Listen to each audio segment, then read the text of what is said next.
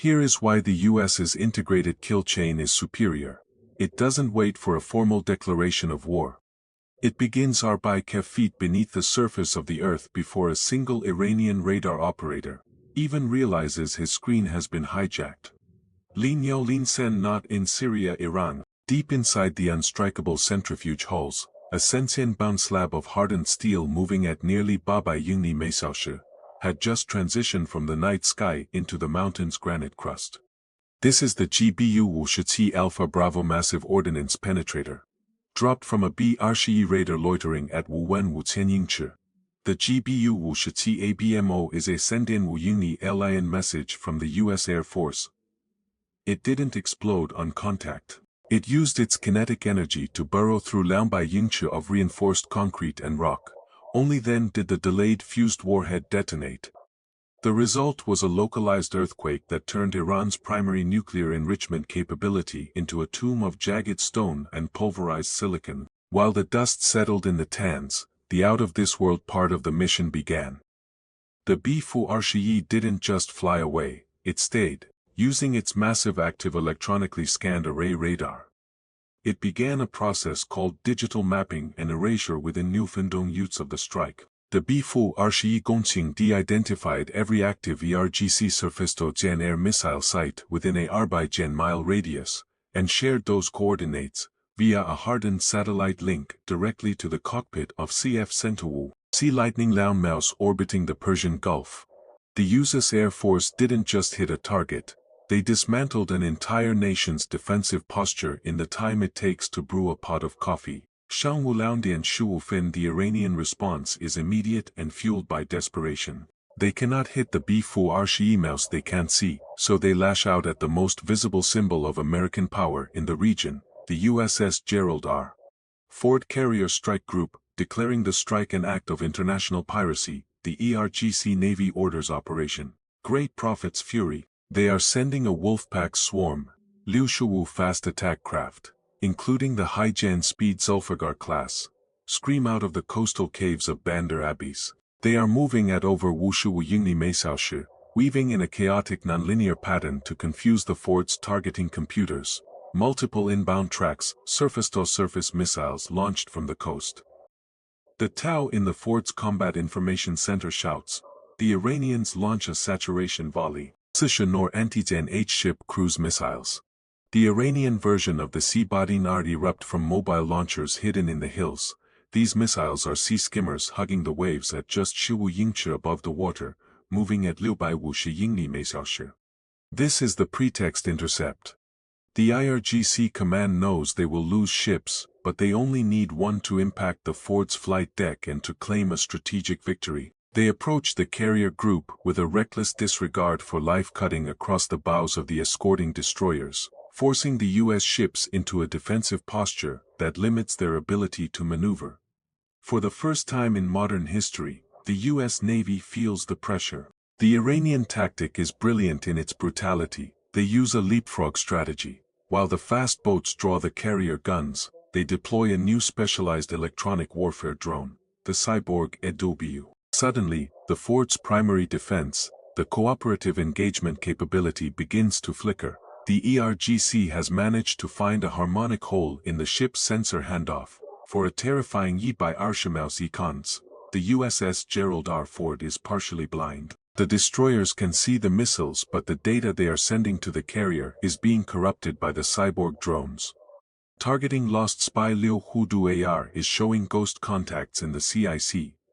The red glow of the battle lamps reflects off the sweat on the Tao's forehead. He has Shisa Nor missiles closing in. Distance Shuwu Yingni time to impact Bashar Armouse econs. The Ford has to rely on its point defense.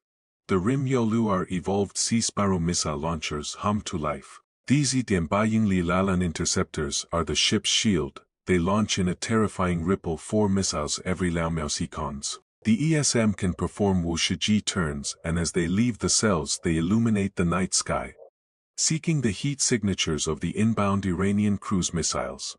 Sure of the Nor missiles are intercepted in spectacular mid-air collisions, but the IRGC isn't done. While the Ford's crew focuses on the missiles, the Wolfpack boats have reached the kill zone. Shangwuliangdian Sishifen as the Ford executes a violent hard starboard turn to bring its starboard Phalanx CIWS guns to bear on a closing fast boat. The sonar operator screams, "Mine contact, multiple smart mines active bearing Yao Balin depth, Senshi Yingchu." The Iranians didn't just approach the Ford.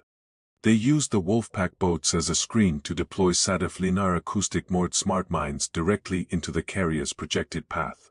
These aren't the floating balls of iron from World War II.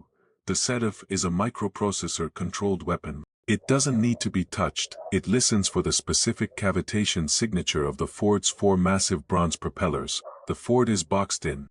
If it continues the turn, it hits the mines.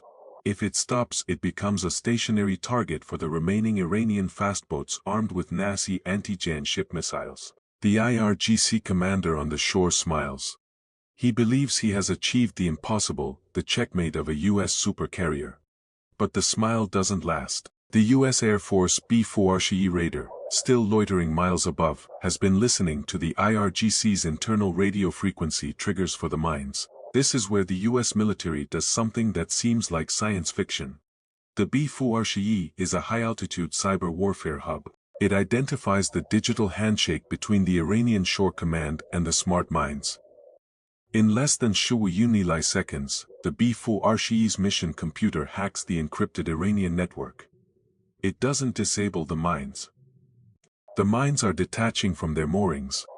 They're moving using a forged acoustic command, sent via a localized sonar pulse from a nearby U.S. Navy Snakehead UUV. The U.S. military tells the Iranian mines that the target has shifted. The mines, which the Iranians thought were their ultimate trap, suddenly target the IRGC fast attack boats closing in for the kill. The water around the Iranian Wolfpack erupts. 6 underwater detonations, each equivalent to Wubai Bun of TNT, vaporize the lead Iranian interceptors. The shock waves are so massive that the fiberglass hulls of the surrounding boats shatter instantly.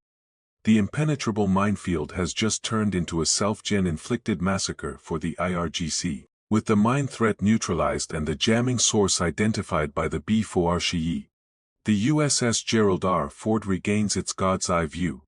The Dow doesn't hesitate. Clear the decks, open the BLS cells, all batteries weapons free. The escorting Arleigh Burke-class destroyer. The USS Winston S. Churchill lets out a roar that can be heard for miles. It launches a volley of Rim-Yo Chi-Sis Standard Missile Liu interceptors. The SM Liu is a Sidian Sanyingni, alien masterpiece of destruction. It doesn't just fly toward a coordinate. It uses its own active radar seeker to hunt targets. The SM Liu Uni SS Sile streak across the Gulf at Lautinu by Uni Mesaushu. They don't just target the boats. They target the coastal launchers that fired the new missiles. Simultaneously, RFI Super Hornets receiving target data directly from the B-4RCE Raider released the AGM Yaoba CLRASM. This is a stealthy, autonomous, smart missile. It doesn't need a pilot to guide it. The LRM uses artificial intelligence to sniff the electronic signature of the Iranian command boats. It ignores the decoys, ignores the burning wreckage, and picks the exact center of the IRGC command structure. 4 LM impacts. 4 command boats gone. To ensure the pretext is permanently ended, the Churchill launches a final volley of BGM Yaolinzhou Tomahawk land attack missiles. These $2 million missiles cruise at Wubai Wushiyingni Mesaushu, hugging the terrain of the Iranian coastline, following the valleys and ridges to avoid the remaining Iranian radar. Their target, the coastal bunkers where the Wolfpack was staged. The bunkers disappear in a series of precision-guided fireballs. Shangwusendian Sharfin, the surface of the Persian Gulf is a graveyard of burning fiberglass. But the seabed is suddenly screaming. The ARGC knew their network would be the first thing to fall, so they built a sleeper cell into the ocean floor, a purely mechanical backup that the US Air Force couldn't hack because it wasn't connected to anything. This is the twist the Fifth Fleet didn't see coming. The dead man's trigger. Sonar alert high-gen speed subsurface transients bearing Lin Sawu Mao P-down. By Senshi Yingli Mesaushu. The sensor tech on the Ford yells, his voice cracking for the first time. These are Iranian Hoot supercavitating torpedoes launched from pre-gen position submerged capsules triggered by the thermal bloom of the Ford's own escort fire. Because they travel inside a bubble of air. They are essentially underwater missiles. At 230英里每小时, the Ford has exactly 42 ms before its hull is compromised. Evasive maneuvers launch the countermeasures. The USS Winston-Sill reacts in milliseconds. It launches the Rumyao Senjo VLA. The Ruyue Senshijo VLA streaks into the sky carrying a Mark Wushisi torpedo. It flies 3 miles out, drops into the water and activates its own sonar to intercept the Hoot. The explosion is massive, sending a Yi-Bai Yingcha geyser of white water into the air, but 2 more Hoots are still closing. While the Churchill fights the subsurface threat, the Iranian coast let out one final desperate gasp. A hidden sleeper battery of Kage-Fars's anti-Jan ship ballistic missiles, specifically designed to hit moving carriers, erupts from a camouflaged cave the Bifu Arshii Gongqing D missed. These missiles arc into the upper atmosphere, traveling at Mach 10. The Ford's crew is now fighting a 3-Jan-dimensional war. To counter the College-Fars, the ship Ripple fires the Rim Shiliu rolling airframe missile for close-in defense, while simultaneously launching more Rim, Yi-Bai Tisha tendered missile Liu interceptors, to hit the ballistic threats in their terminal phase. The SM Liu Yingni SS Isles find the College-Fars above the carrier, the shock waves rattling the Ford superstructure. Below the waterline, the Churchill's final counter-torpedo detonates, stopping the last Ho just Sibaima from the carrier's hull. The Iranians were a cornered predator with a mechanical bite, but the US machine didn't break, it just worked harder. The terminal surge was met with the absolute limit of American technology. And for the IRGC there are no more triggers left to pull. Shangwu Sidin Senshafen, the Persian Gulf is silent, saved for the sound of the Ford's catapults launching patrol jets into the dawn. The wolf pack is gone, the mines are neutralized. The unstrikable bunkers are rubble. The strategic fallout for Thrawn is a generational catastrophe. In a single morning, decades of investment in anti-Jan access UPI area denial or a RT doctrine have been dismantled. The unstrikable Natanz facility, buried under hundreds of feet of granite, is now a subterranean graveyard for the centrifuges that represented Iran's primary geopolitical leverage. All thanks to the terrifying kinetic penetration of the GBU Wushiti AAB massive ordnance penetrator. The economic math of the engagement reveals a staggering disparity that Moscow and Beijing are surely analyzing right now. Thran lost nearly $1 billion in Haitzan naval assets, 3 command centers, and over by Shuwu of its total cruise missile inventory.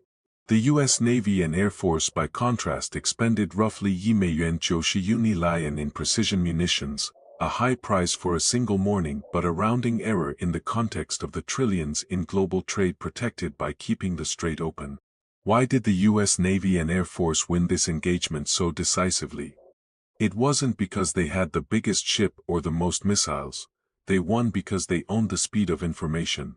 In modern warfare the God's eye view is the only asset that matters. While the IRGC commanders were waiting for verbal orders over jammed radios, the Bifu Arshii radar and the Ford's integrated sensor suite had already processed the battlefield and executed a digital hijack. The US didn't just fire back, they reconfigured the enemy's own weapons into instruments of self-gen destruction. For the Iranians, this was a catastrophe born of an archaic understanding of power. They thought the Ford was a legacy target, a massive iron fortress tied to the rules of Arshitae century warfare. They didn't realize they were fighting a system of systems. They saw a carrier, the US saw a node in a global network, the bunkers were rubble, the Wolfpack was gone, and the BGM Yaolinzhou Tomahawk missiles had already completed their long-range cleansing of the IRGC naval docks. To the rest of the world, this was a display of power that defied belief. To the men and women of the Fifth Fleet, it was simply another Tuesday morning in the Gulf. What part of this kill web integration shocked you the most? Was it the Bifu Arshii radar's ability to hack a minefield from Shiyini up, or the sheer destructive power of the GBU Wushitisaoshi hitting a mountain base? Let us know in the comments below. We read your tactical analyses to see who really understands the future of warfare. If you want to stay updated on the technology that defines global dominance and see more deep dives into the systems of the U.S. Fifth Fleet and Air Force, hit that subscribe button and turn on notifications. We bring you the tech, the tactics, and the truth.